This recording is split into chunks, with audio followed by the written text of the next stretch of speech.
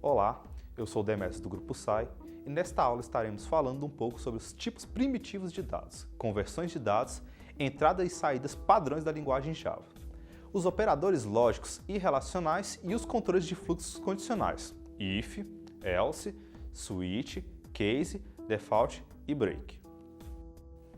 Vamos abrir o IDE e criar um novo projeto Java, colocando o nome de exercício 1. Escolhendo o Use Default JRE e clicar em Finish. Depois, criaremos uma classe colocando o nome de principal e clicar na opção Public Static Void Main. E em seguida, clicar em Finish. Aqui temos uma estrutura simples de um programa no nosso IDE, que é composto das palavras reservadas Public Class, principal, que cria uma classe interna a estas palavras-chave. Temos Public Static Void Main, que é o nosso método principal, que irá gerenciar a nossa aplicação. Vamos criar uma variável do tipo inteiro, usando a palavra reservada int, e estaremos inicializando ela com o valor 0. Em seguida, criaremos uma constante chamada minIdade e atribuiremos a ela o valor 18. Na linguagem Java, temos diversas palavras reservadas que utilizaremos durante o curso. Vamos ver alguma delas? Dentro da tabela ao lado, temos os tipos de dados primitivos. Entre eles temos o int, que serve para guardar valores inteiros, como por exemplo a idade de uma pessoa.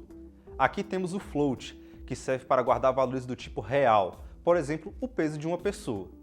Aqui temos o boolean, que serve também para guardar valores true ou false, verdadeiro ou falso. Agora vamos ver as palavras de controle de fluxo. O if é um comando usado para realizar um teste que retornará verdadeiro ou falso, indicando para onde seu programa deverá seguir. O comando switch case é usado para realizar testes de igualdade. Com base no parâmetro que recebeu, ele fará comparações com valores de cada case. A linguagem Java faz diversas conversões no decorrer da execução de um programa, pois a entrada e saída de dados é sempre do tipo string, no caso, um conjunto de caracteres. O Java necessita fazer conversões do tipo implícitas, as quais ele mesmo faz, e as explícitas que teremos que indicar quais são.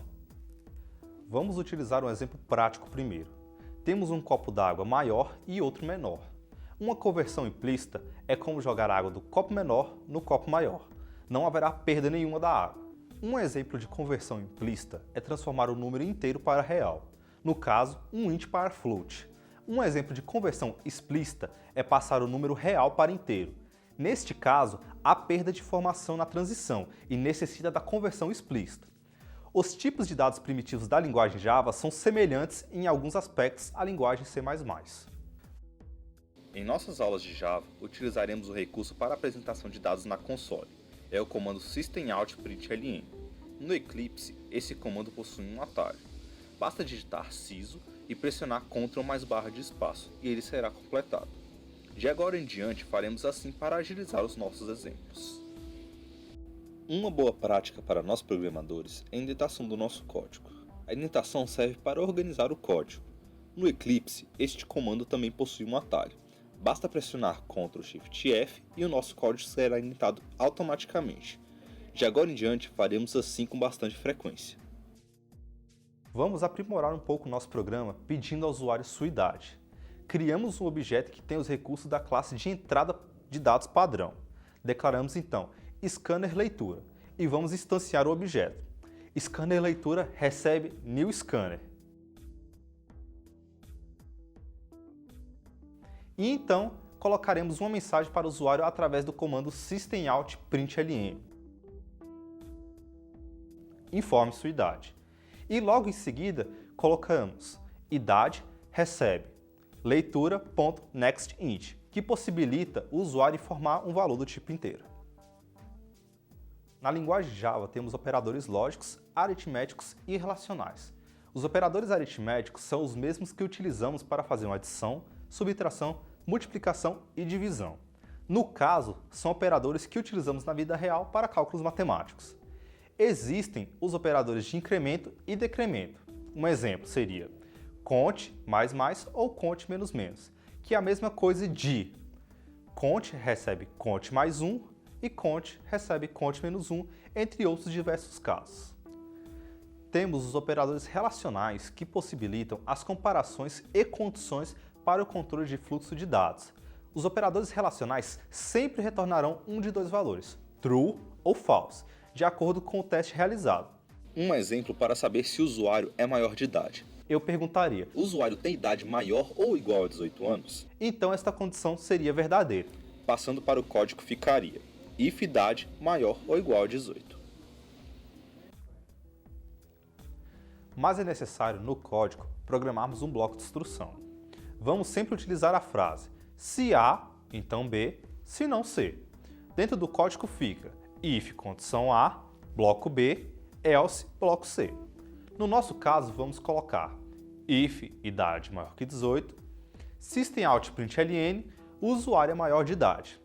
Else, systemout.println, o usuário é menor de idade. E vamos executar este programa informando a idade do usuário, realizando dois testes. No primeiro, vamos colocar uma idade menor que 18 e no segundo, uma idade maior que 18 anos. E assim observaremos o funcionamento do controle de fluxo. Aplicaremos também a utilização do valor constante, que é um valor que não pode ser modificado durante a execução do programa.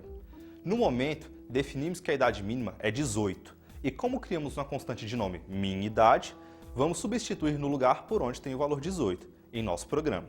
Pois caso haja modificação da idade mínima, só precisaremos modificar na declaração da constante e todo o nosso programa onde estiver a constante receberá também o devido valor.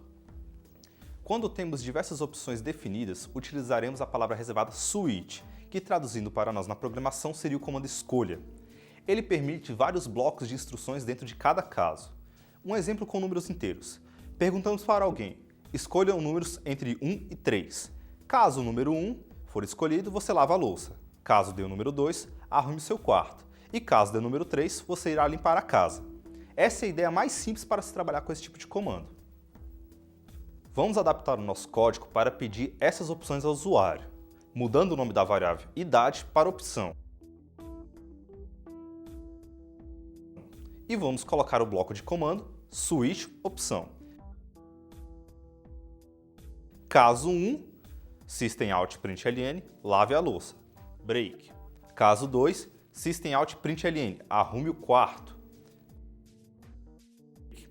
E caso 3, systemout.println, limpe a casa.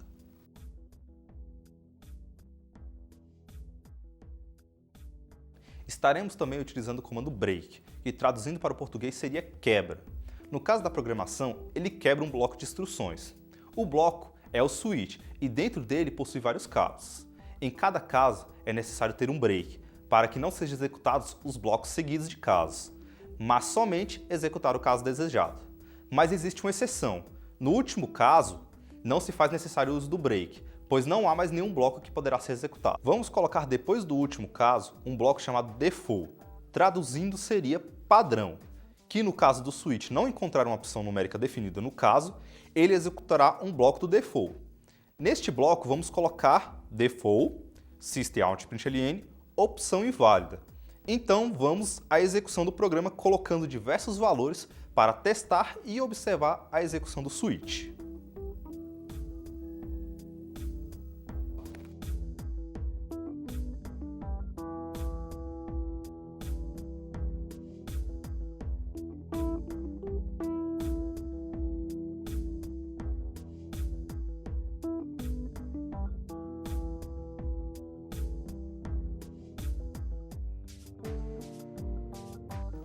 Como desafio, pegue o programa que acabamos de fazer e peça primeiro a idade do usuário.